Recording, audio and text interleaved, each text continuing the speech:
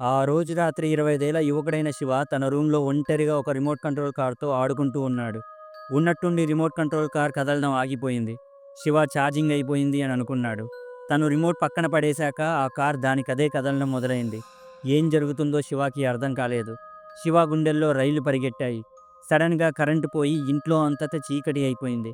ఆ చీకట్లో remote control car తన చుట్టూ తిరగడం శివకి వినపడుతుంది. మెల్లమెల్లగా ఇంట్లో సామాలు ఒకదాని తర్వాత ఒకటి కదలడం శివ గమనించాడు. ఆ చీకట్లో శివకి ఒక నల్లని ఆకారం కనపడింది. ఆ నల్లని ఆకారానికి 6 చేతులు ఉన్నాయి. ప్రతి చేతికి ఉన్న వేళ్లను తాడులాగా సామాన్లు పట్టుకొని వాటిని తోలు బొమ్మల్లాగా ఆడిస్తుంది. ఆ ఆకారం శివాని పట్టుకుంది. శివ బాడీ తన అదుపులో లేదు. డోర్ ఓపెన్ చేసి బయటికి వెళ్ళాడు.